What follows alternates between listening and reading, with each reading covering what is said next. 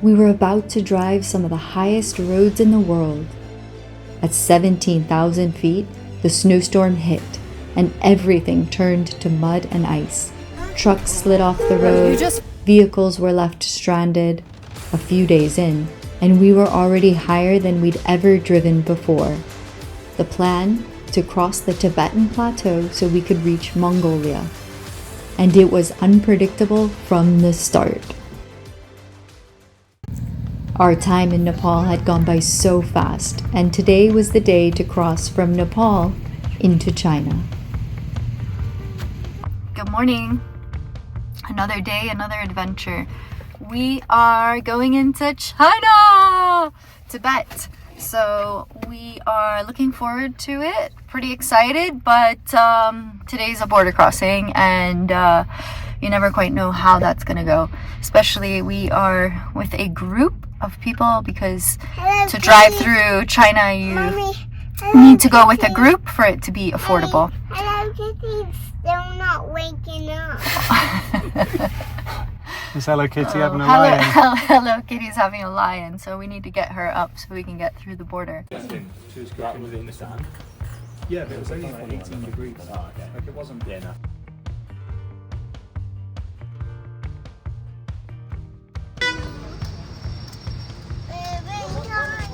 Hey. We're in China! We're in China!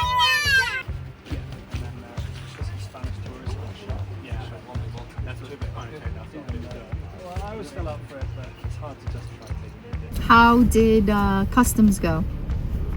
I was with the kids in the building getting our passports checked while Matt was doing customs, so.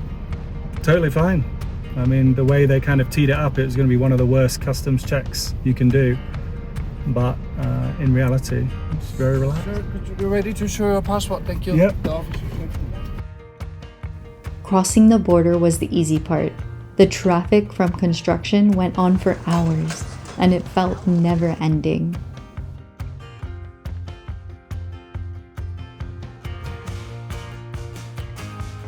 But it wasn't all bad. The kids got in a play break and some entertainment. The other toys have.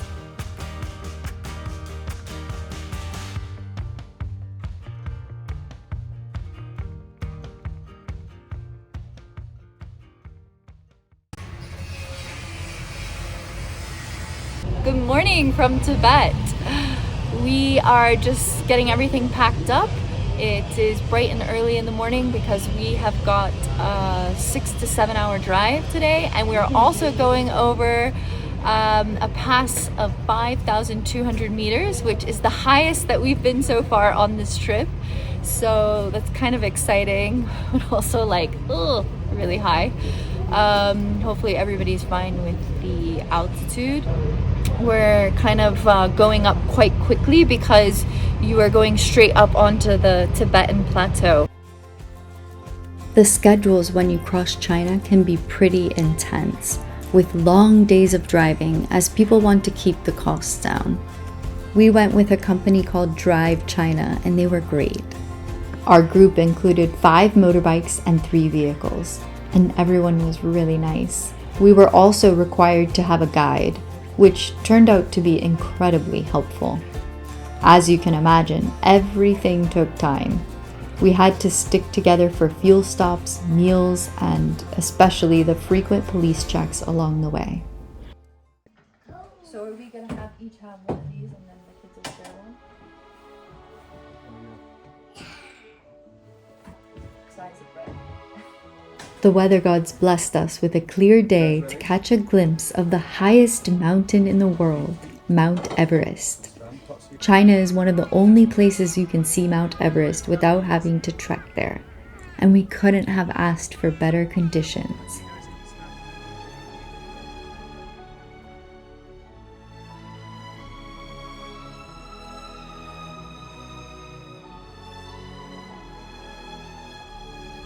We were about to cross Gaola Pass, the only viewpoint in the world where you can see 5 peaks over 8,000 meters.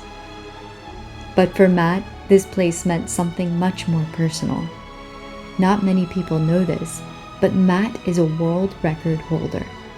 14 years ago, he crossed this very same pass on his way to Everest Base Camp.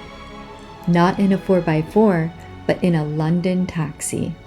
His friends had driven it all the way from London, and together they set the world record for the highest taxi at 17,143 feet. Back then, the route they took was nothing more than a rough off-road track leading to base camp. Today, that road is closed. The journey can't be repeated, making this return to Gaula Pass a true full circle moment. Well, this is kind of a cool moment. The highest we've been in the Grenadier in the trailer. It's 5,275 meters. That's the readout on our GPS. And also pretty epic view of, you know, some of the tallest mountains in the world. So, the tallest mountains in the world.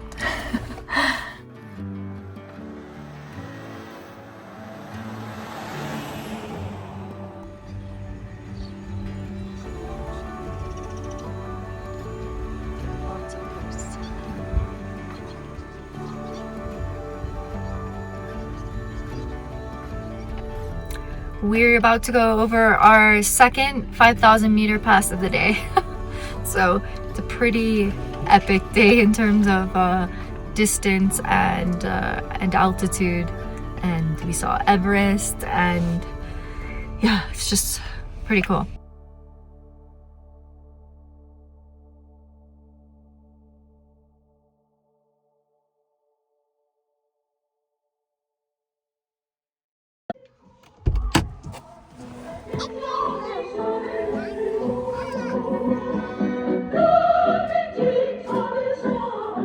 We are at the license plates place where we get our license to drive in China, which is kind of funny because we've been here a few days already. That's inside, and they're doing a bunch of paperwork, and then we're going to switch out because we can both drive while we're here in China. So we're going to kind of take turns driving to take the weight off because it's long days here in China. It's just a lot of distance. It's a massive country, you know.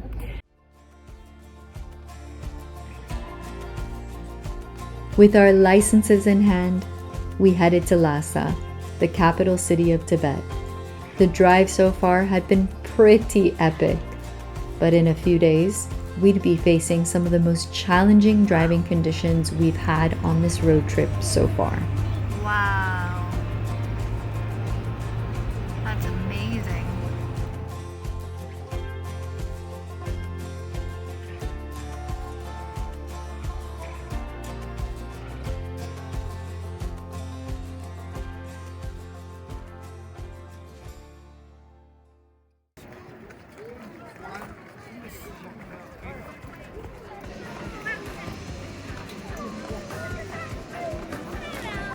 Every year, pilgrims travel thousands of kilometers to Lhasa, some walking for months or even years, many bowing all the way to the ground along the way, repeating the movement again and again as an act of devotion. Overlooking the city is Potala Palace, a massive structure with more than 1,000 rooms, built into the hillside and rising over 300 meters above Lhasa. Inside the palace are the burial stupas of 8 Dalai Lamas. These tombs are covered in gold and precious stones and are among the most sacred places in Tibetan Buddhism.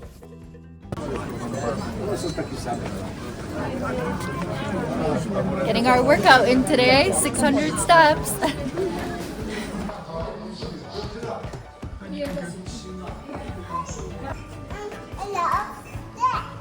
Okay, right, come on then, Steffies, let's have some foodies.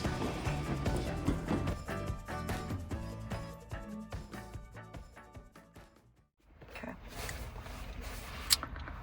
Well, we are still on the Tibetan Plateau, which means we are very high up.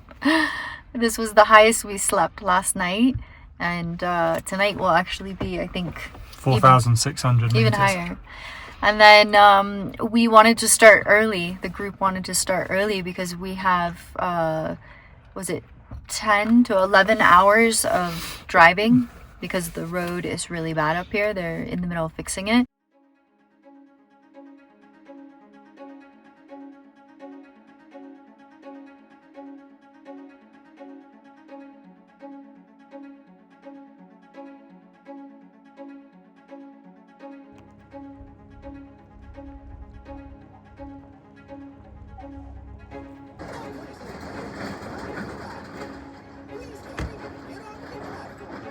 As you can see, the weather's horrendous up here. 200 meters and like basically everybody's just at a standstill going both ways. Tons of trucks, cars. Snowing. Yeah. And we have no idea how long this is gonna take, so. Everyone's truck. How's your head? You alright? Fine. Yeah? Yeah, nice. Okay. Luckily we've been at altitude for a while now. So it's alright, but we've been driving at this height for a few hours now, and no telling how much longer we will be here. I don't know. There's also no restaurants here. There's nothing basically. Yeah, like it's not this just is no restaurants, there's no shops, there's no buildings, there's nothing. This snowstorm caused absolute chaos. One truck after the next had slid off the road or crashed. No, but did you?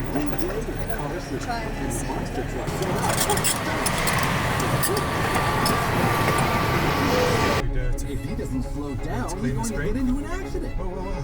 You just.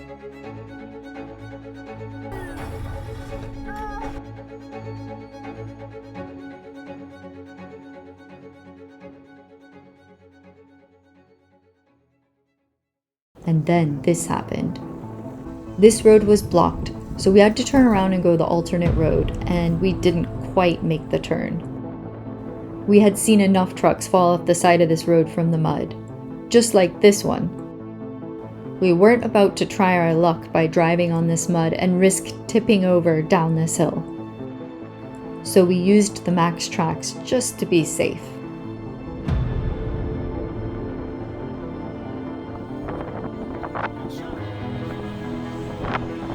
That was a good call, Matt. That was a good call. That could have gone really bad.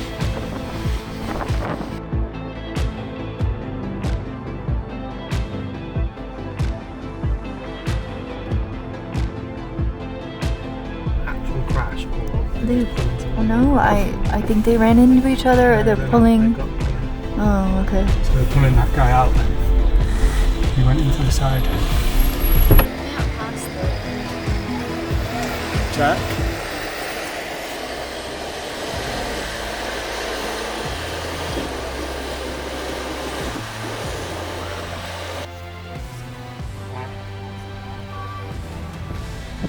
The alternate route also came to a standstill, and it was extremely frustrating.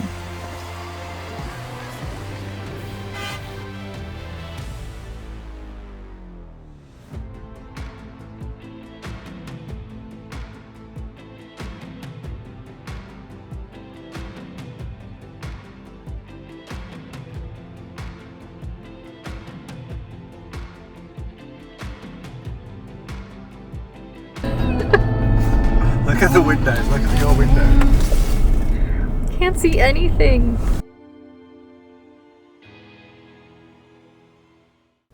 And just when we thought the waiting was over, these wind turbine parts were being delivered, and the trucks went mind-numbingly slow. We wanted to tap out, call it a day, but there was nothing we could do but wait.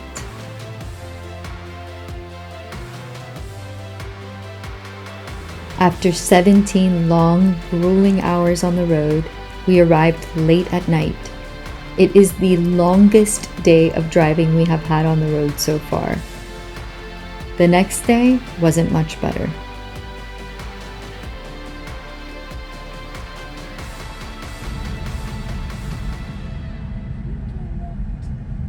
We're just waiting for the truck driver. He's going for a number 2 on the side of his truck.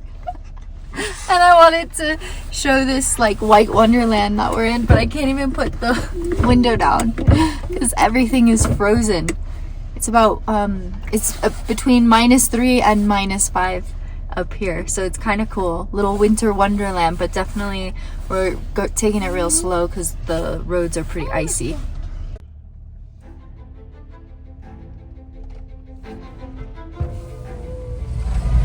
Abby, I can't put my foot on with it. huh? It's slipping off. I know. And it's very dangerous to... First time I'm riding on it. I know, It's scary. Yeah. so you can see it's really slippy here, and we're supposed to drive on it, so not great. So you can see a lot of the trucks are stopped up here on the road because it's just so icy and slippery.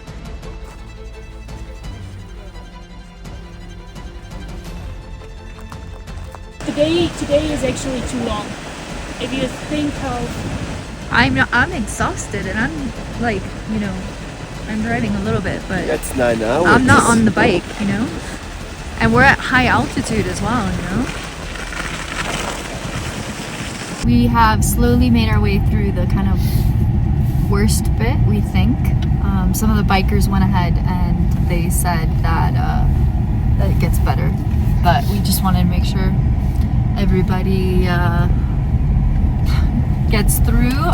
2 of the bikers are going to hop on a trailer because they would rather not take the chance. The lack of sleep and high altitude was getting to everyone, especially the bikers, because they also had the cold and rain to get through. We were seriously concerned about everyone making it through the day. He might win the race. Oh no. It's starting to snow again, and the road is getting slippery. Oh my goodness. You guys, this road is wild. We were not prepared for this. We thought it was going to be like a lot easier to go through than yesterday, and it's just like one thing after another. Trucks sliding, bikes falling, everything you could imagine. How does it feel to drive through this, Matt? You definitely have to keep your wits about you, that's for sure. Yeah, we thought it was over, but it's still really icy and snowy.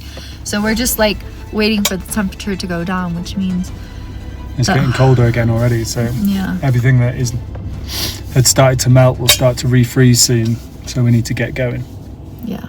But then there was this one stretch which was absolutely gorgeous. It really felt like another world.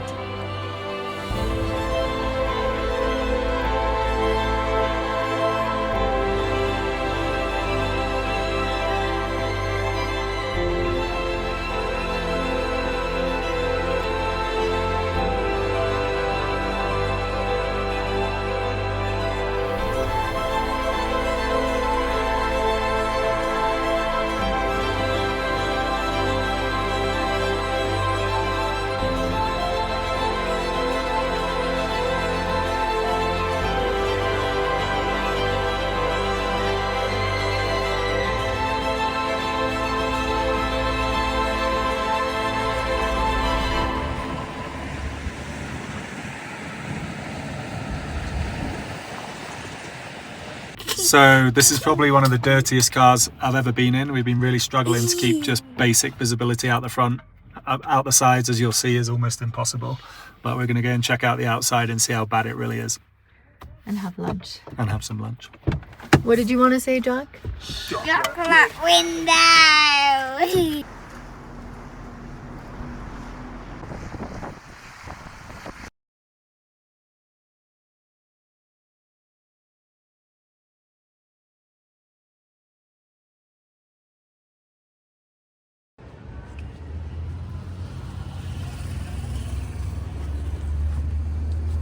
Finally, a day without driving. But there wasn't much resting. The car needed washing, and so did our clothes. Although I think the altitude might have been getting to Matt's head as he tried to hang our washing line from the chandelier in our hotel room. Getting evidence of you trying to hang a clothing line from Chandelier.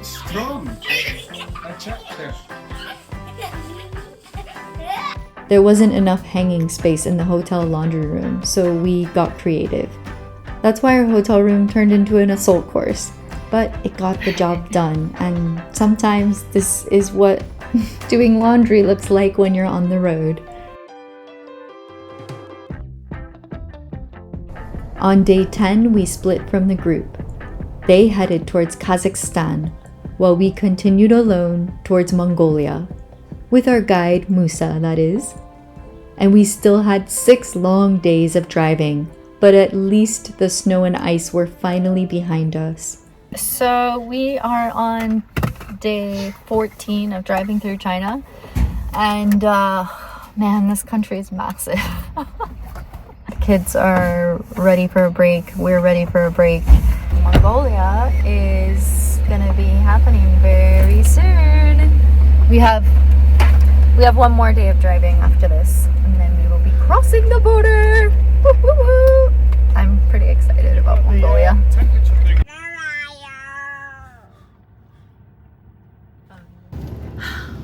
We're so close to the border. We have 1 more day of driving and nothing's going right. So it's a bit frustrating. There's like just roads blocked, and I don't know. We're just coming to a lot of dead ends, and we're just trying to find... Down here, yeah? Yes. We're trying to find a petrol station.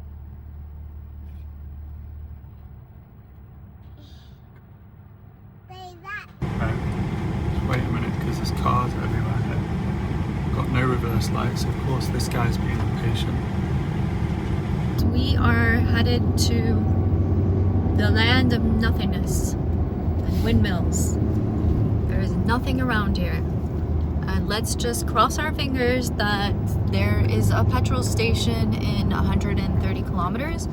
Like the locals, we asked the truck drivers, and that's what they've said.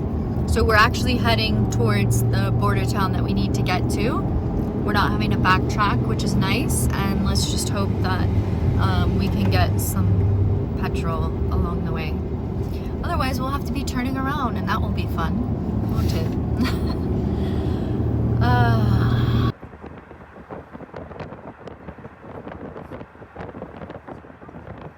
Alright, we got here. They have petrol. We haven't actually had a proper breakfast. We've just been eating snacks, and so hopefully there's some kind of supermarket or restaurant.